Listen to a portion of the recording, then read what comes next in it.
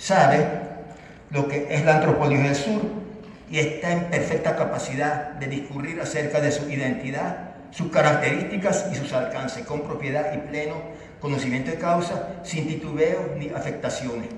Tengo que agregar que se trata de un saber muy sui generis, que se asemeja al concepto nuclear de la etnociencia indígena, que tanto acariciamos y cultivamos algunos del gremio. No es propiamente un saber inductivo, ni deductivo, como lo requieren las epistemologías convencionales. Tampoco es la intuición pura y simple, ni muchísimo menos una suerte de fe ciega. Es más bien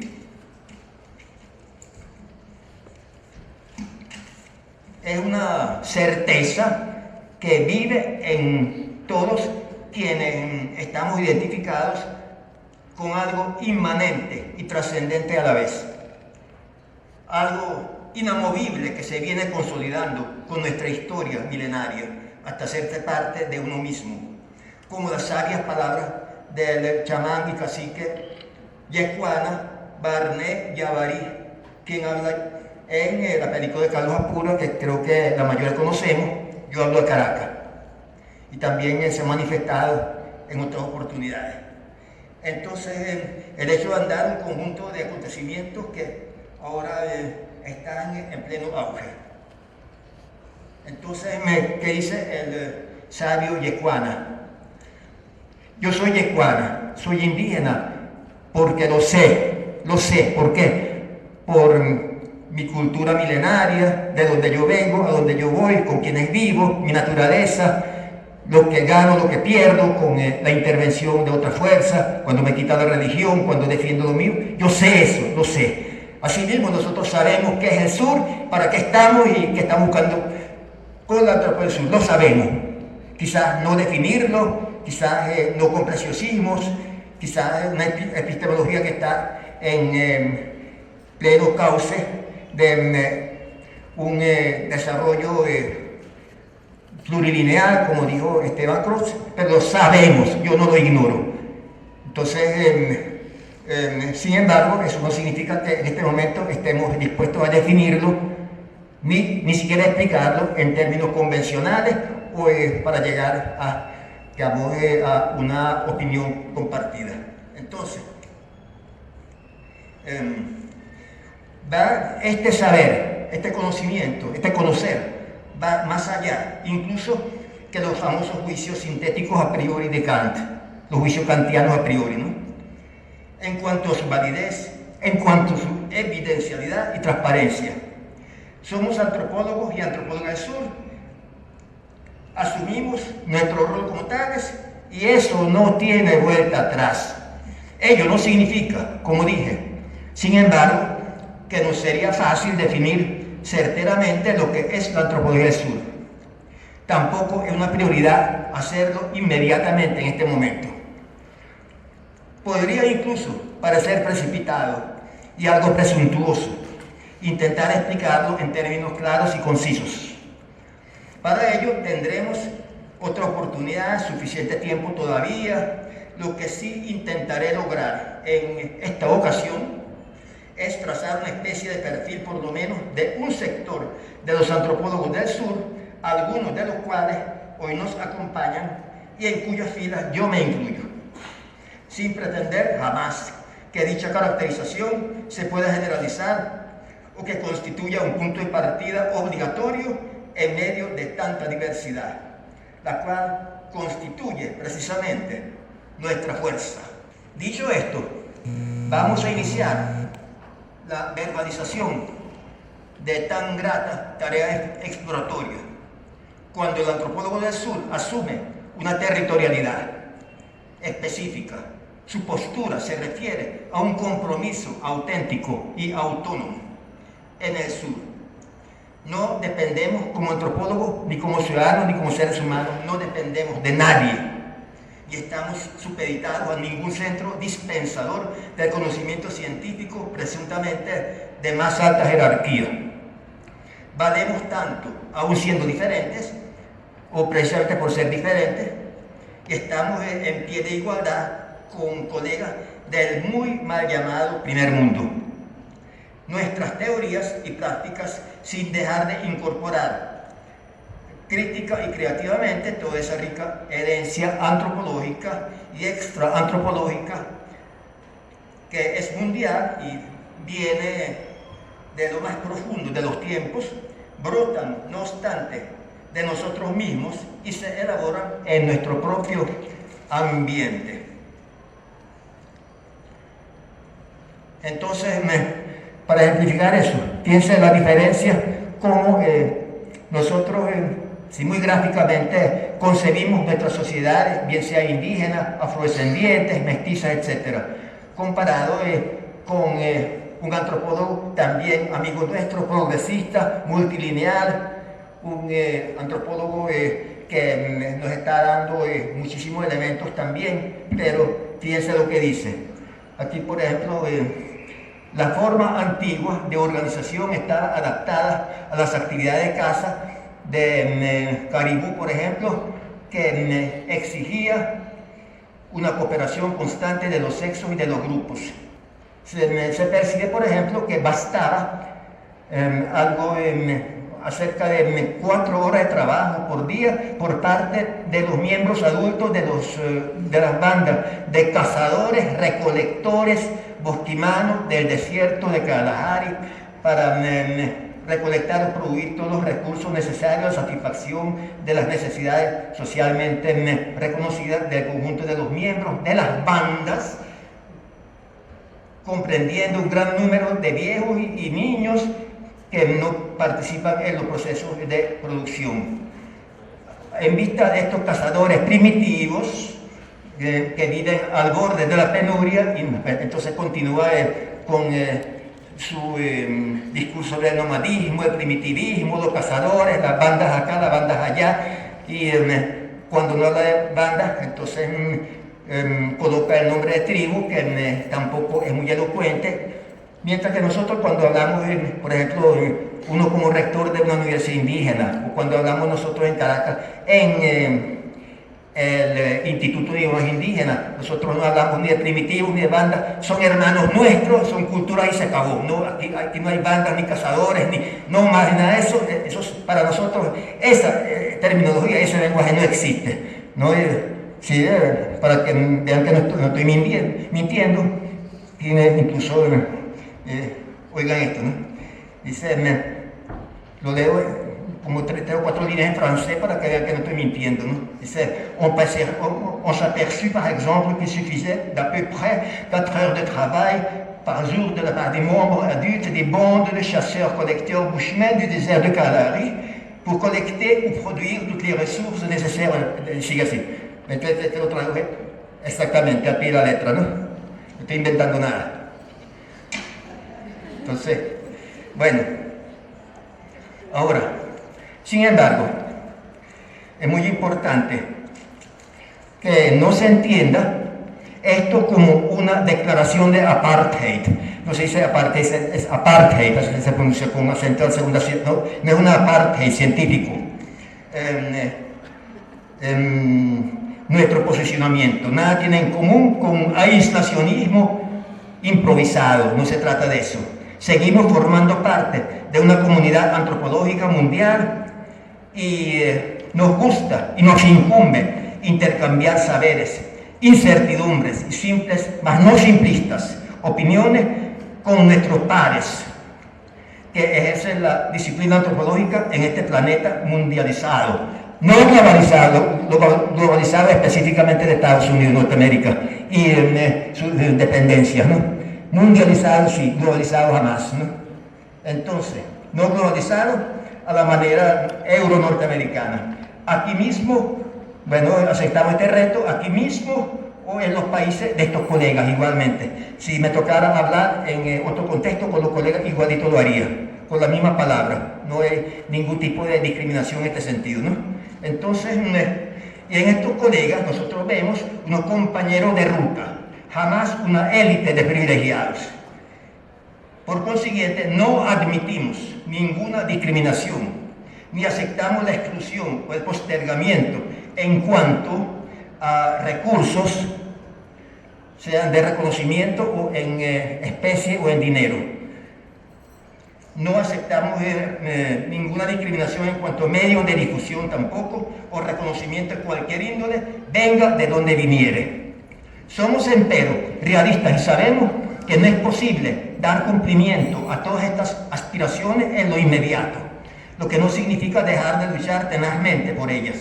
Mas para alcanzar objetivos debemos organizarnos en nuestro propio seno, tener nuestras instancias decisorias propias, nuestras publicaciones y, algo ineludible, disponer de fuentes de financiamiento, promoción y difusión del saber adquirido o del saber relativamente constituido, o también del saber aún en proceso de elaboración. Desde ahora me atrevo a decir que nuestras entidades deberán ser cada vez más desburocratizadas y sobre todo proactivas. Ellas mismas están llamadas a buscar y convocar a los potenciales candidatos a ejercer la actividad antropológica, no a esperar que se presenten por sí solos en forma espontánea. No hay por qué reproducir pautas hipercríticas de comportamiento que siempre hemos criticado. En modo alguno sugerimos no hacer o no recomendar a nuestros alumnos y alumnas llevar a cabo posgrados, doctorados o postdoctorados más allá de nuestras fronteras, o no participar plena y vigorosamente en eventos que se den fuera de nuestro espacio sudamericano, caribeño o africano. Es todo lo contrario, pero sí propiciamos, y la experiencia nos lo aconseja, fortalecer y densificar al máximo nuestros espacios internos de cualquier naturaleza, no solo para que nos sintamos cómodos y satisfechos, sino para que incluso las y los colegas de los países del norte, para decirlo de alguna manera, tengan la motivación de acercársenos, no por curiosidad, sino por un interés verdadero, con admiración sincera por nuestro trabajo y con ganas de aprender de nosotros, una riquísima experiencia de toda índole, inclusive aptitudes que para ellos signifiquen novedades o creaciones inéditas. Nosotros podemos intercambiar aprendiendo de ellos y también enseñándoles a ellos. ¿Por qué lo digo? Aquí hice esta acotación. Téngase presente que ya no hablamos en términos de proyectos futuristas para la antropología del sur. Aprovecho la ocasión de felicitar calurosamente a nuestros antropólogos y antropólogas que hemos acompañado, por ejemplo, a los pueblos indígenas, a los pueblos afrodescendientes, entre otros, en la recuperación de sus derechos y la vitalización irreversible de sus culturas, idiomas, identidades y otras contribuciones para el enriquecimiento espiritual del género humano en toda su diversidad creativa. No hay razón alguna para sentirnos acomplejados frente a nuestros pares del norte. Tampoco por ello deberá embriagarnos un complejo aparente de superioridad y autocomplacencia, y que solo significaría una regresión encubierta al sentimiento de inferioridad y aún de endorracismo que querríamos superar para siempre. Los y las antropólogos a quienes hemos hecho referencia nos expresamos sin timidez, sin inhibición ni complejo, seguro como estamos de lo específico e intransferible de nuestro inmenso patrimonio sociocultural, humano y ecohumanístico, tanto pancrónico como pantópico, porque nosotros vivimos nuestra antropología en todos los tiempos y en todos los lugares, por eso es pancrónico y es pantópico también, ¿no? No albergamos resentimiento ni animadversión alguna contra nadie, ni siquiera contra los compatriotas de nuestros antiguos y actuales colonizadores, pero sí estamos conscientes de que ninguno más que nosotros, ninguno como nosotros, quienes nos formamos aquí y formamos parte de estas tierras de gracia, está en capacidad o condiciones de conocer, comprender, interpretar y, cuando sea necesario, cambiar o transformar nuestras propias realidades en beneficio de todos los habitantes de esta parte del mundo y atendiendo a su multidiversidad. Y en este sentido, no nos conformamos con un mero igualitarismo retórico y tal vez legal en algunos casos, basado en la universalidad de la ciencia, pero desmentido por una realidad mundial signada por imperialismos geopolíticos, imperialismos económicos, socioculturales y mediáticos. Nosotros no somos ninguna sociedad primitiva ni atrasada, ni mucho menos jerárquicamente inferiores, sino un conjunto complejísimo y sociodiverso de pueblos, comunidades y segmentos poblacionales intervenidos ya hace milenios por potencias e imperios cada vez más violentos y expansivos, especialmente a partir de la modernidad capitalista, hoy sometida a una transfiguración múltiple cuyo ordenamiento actual trataremos de interpretar sin dogmas ni esquematismos, tanto en el plano nacional de los distintos países como en lo internacional hoy día mundializado. No hay por qué negarlo. Yo me manifiesto como de la izquierda crítica, ¿no? Muchos de nosotros somos de esta izquierda crítica, sin imponer ideas, ¿no? Somos de la izquierda no dogmática, ni ortodoxa, y es una izquierda que se rige por utopías concretas, como ya nos indicó el maestro Esteban Cruz, mi tocayo. Bueno, nosotros nos regimos por utopías concretas y siempre necesarias.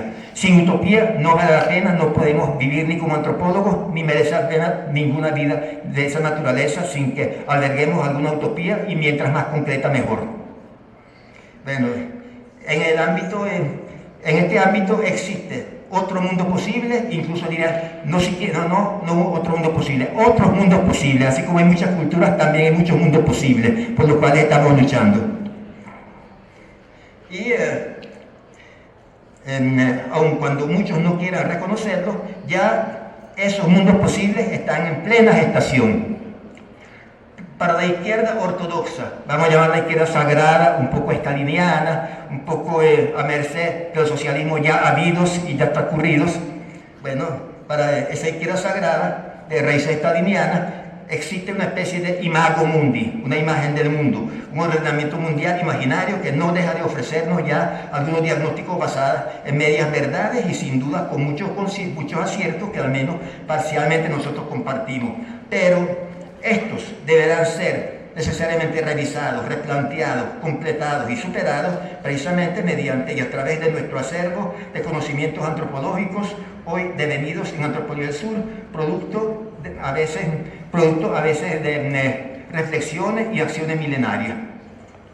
Entonces, he dedicado bastante tiempo a estudiar el discurso llamado popularmente izquierdoso, de la izquierda sagrada, de la izquierda dogmática, que comparte entre nosotros mucha gente de diferentes clases sociales, lo comparten gente dedicada a todo tipo de actividades, activistas revolucionarios, estudiantes, trabajadores, empleados públicos, incluso intelectuales y profesores universitarios. Los adornos estilísticos y temas colaterales pueden ser muchos, pero el contenido de fondo es siempre uno solo. Entonces dice ese discurso, vamos a llamarlo izquierdoso, que no digo que no haya muchas verdades allí, pero debemos superar ese izquierdismo izquierdoso, ¿no?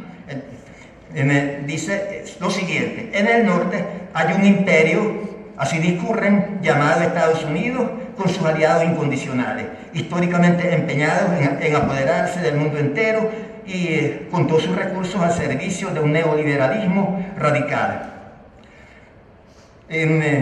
Así también hay países que se oponen a sus designios, especialmente los países regidos por gobiernos socialistas y aquellos conocidos como progresistas, los países progresistas que se oponen a ese designio, ¿no?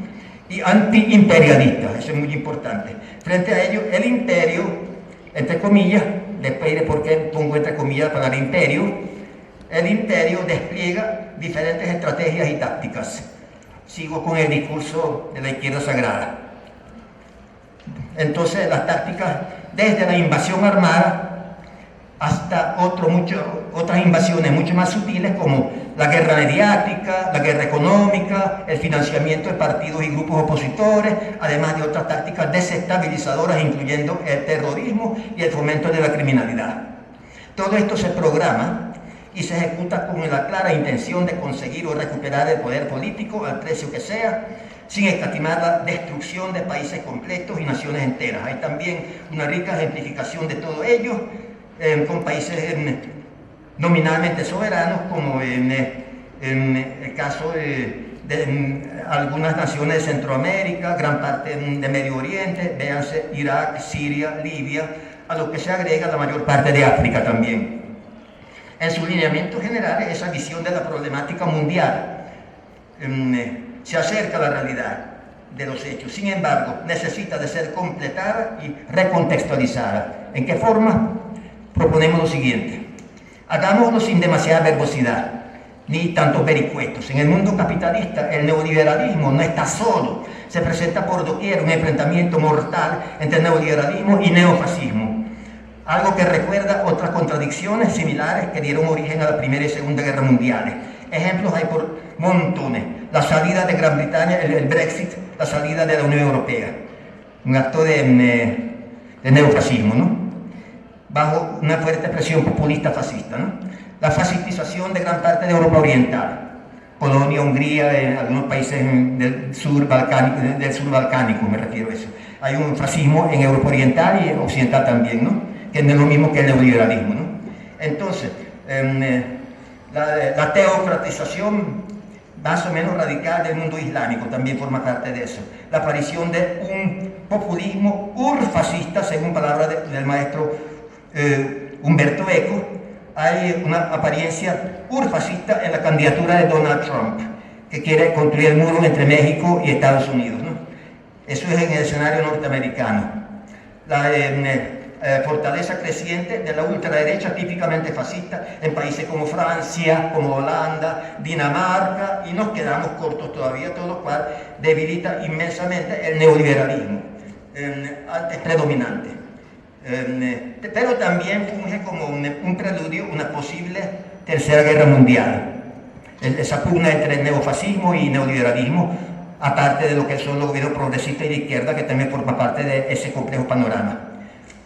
Más deletérea aún para el statu quo capitalista neoliberal centrado en Estados Unidos, un imperialismo ciertamente existente, armado hasta los dientes hasta poder destruir el planeta entero, mas no merecedor. Óigame bien, no es que sea imperialismo, no por eso merece el nombre de imperio, porque si le regalamos el nombre de imperio, esa denominación inmediatamente tendemos a regalarle con un criterio masoquista la posibilidad de que ellos, incluso con anuencia nuestra, se consideren superiores a nosotros y dominándonos a nosotros. Entonces, imperialismo, acepto el término, pero no que estemos hablando de imperio, porque ese es como reconocerlo, como darle como cierta carta de legitimación, aunque sea con otra intención, ¿no?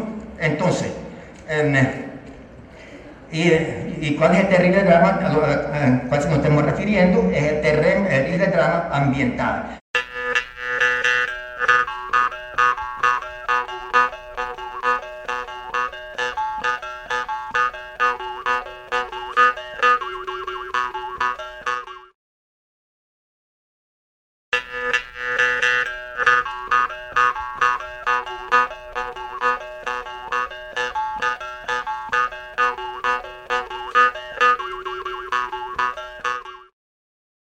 No hay forma de negarla, pero lucha por doquier contra el recalentamiento global. Ya aquí casi no tenemos picos nevados en Mérida. Fíjense, el recalentamiento global, los programas de las Naciones Unidas con el fin de combatir la desigualdad y la pobreza, que son los peores caldos de cultivo para la contaminación general, la desaparición de la biodiversidad y otros gravísimos problemas ambientales.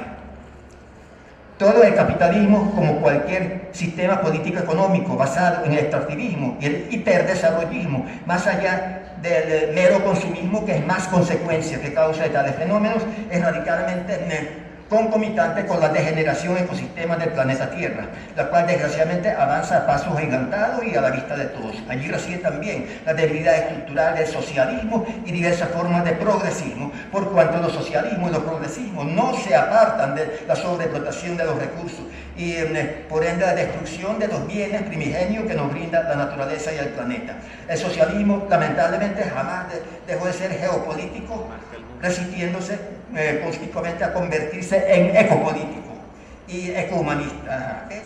Nadie con una capacidad analítica mínima, y muchísimo menos un antropólogo, podría negar con argumentos válidos los logros impresionantes del presidente Chávez y de la Revolución Bolivariana en materia social, organización de la economía popular, la salud pública, educación a todos los niveles, una promoción sin precedentes de las clases y sectores más desposeídos, entre ellos los pueblos y comunidades indígenas, que con él recuperan la plenitud de sus derechos colectivos.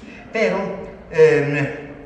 la inconsistencia en materia de ambiente y protección, no solo legal, sino efectiva de nuestra biodiversidad y sociodiversidad ha llegado a ser el talón de Aquiles capaz de volver impracticable todo el esfuerzo revolucionario de 20 penosos años de lucha.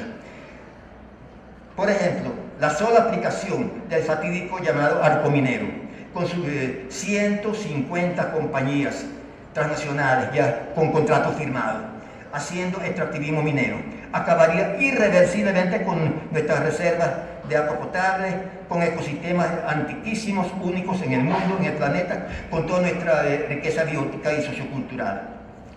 No basta con criticar, hay que proponer y sobre todo aplicar soluciones idóneas.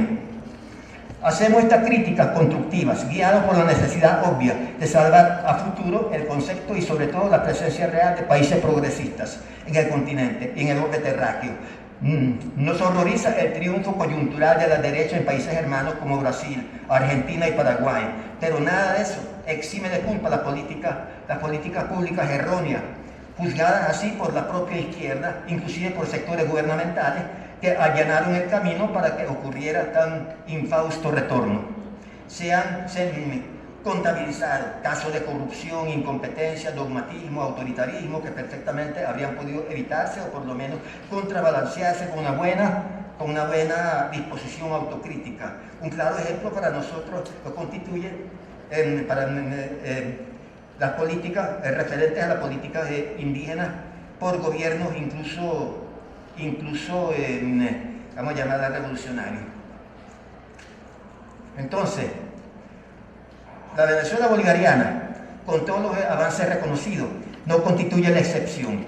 En todos los renglones hay una larga distancia entre lo que prescribe la Constitución apoyada por las leyes y la realidad con la que tropezamos a diario. En materia indígena tenemos, por ejemplo, la abierta criollización y partidización de los consejos comunales en numerosas comunidades indígenas y algo que es gravísimo, el enrolamiento militar masivo de las y los jóvenes indígenas, inclusive en comunidades y pueblos con muy pocos habitantes. Ese hecho podrá impedir sin contemplaciones la reproducción de múltiples idiomas y culturas autóctonos en los próximos años. Recordemos que militarización significa acuartelamiento, un cambio cultural de 108 grados, una alienación total y un alejamiento compulsivo, posiblemente definitivo, de esa juventud indígena sustraída a sus lugares de origen.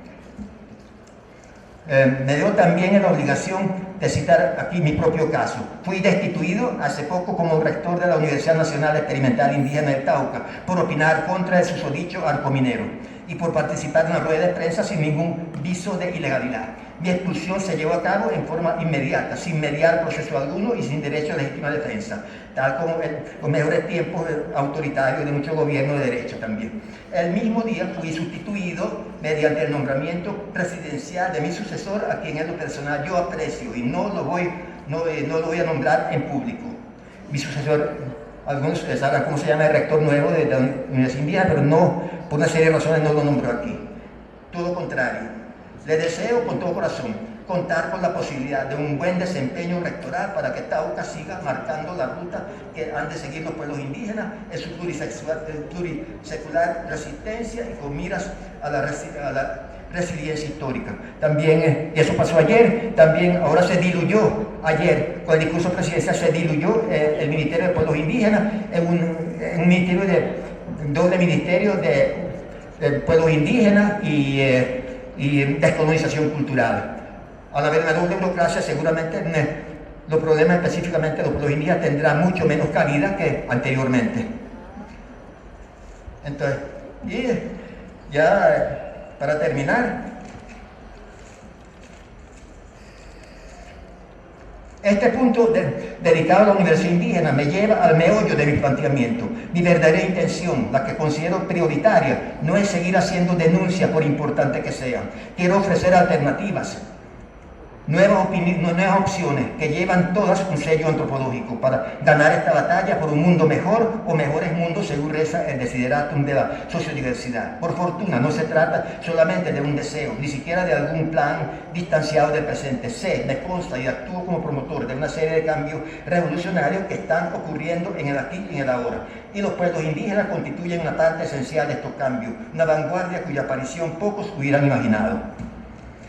Voy a referirme a dos pueblos indígenas arahuacos, lingüísticamente próximos entre sí, con quienes estoy interactuando muy solícitamente en estas últimas semanas y meses, el Wayuu y el Añú, ambos del estado Zulia. Creo que está suficientemente difundida la información de que el cierre de la frontera colombo-venezolana no solo partió violentamente en dos porciones casi incomunicadas del territorio Wayuu ancestral, sino que desencadenó una feroz represión militar contra este pueblo, que hasta ahora ha contado con unos 30 muertos, aparte de un rosario de sufrimiento en cuanto a desabastecimiento, separación de familias entre sí, inaccesibilidad de medicamentos y un importante deterioro de los derechos humanos y la calidad de vida, es lo más elemental. Ahora la situación ha mejorado algo, pero eso no basta. El pueblo Wayuu escarmentó y ahora protagoniza otra forma de resistencia más activa y ligada a sus antecedentes históricos que han permitido su conservación cultural, lingüística e identitaria. Esta reorganización Wayuu tiene por ahora su escenario en Venezuela, pero ya está tocando territorio colombiano, dada la inquebrantable unidad étnica de este pueblo, famoso por su organización clánica matrilineal. Se están conformando organizaciones autónomas y proactivas de diferentes sectores intraétnicos, pero fuertemente vinculados entre sí y con la ancestral cultura Wayuu, sin rechazar por ello la interculturalidad con el mundo criollo mayoritario en ambos países. Se están pronunciando los puchipujú, los palabreros abogados, declarados Patrimonio de la Humanidad por la UNESCO. A ellos se vienen agregando los educadores Wayuu, los demás profesionales, los artesanos se están organizando también, los criadores ovinocaprinos, los estudiantes con esa misma concepción de autenticidad identitaria y cultural, orientación intercultural, autonomía de pensamiento y acción sin violentar en absoluto los marcos aprobados y permitidos por la Constitución y el ordenamiento político de ambos estados soberanos. Los Wayuu buscan evitar todo tipo de confrontación con los poderes constituidos, apuestan por la autogestión y la cogestión, que están concentrados en la solución rápida y eficiente, primero de sus problemas inmediatos, como es la notoria escasez de agua, más también sin dejar jamás de lado el fortalecimiento de su idioma, su educación propia, sus artes manuales y simbólicas, su medicina, su inmensa y riquísima espiritualidad. Este proceso, dentro de pocos años,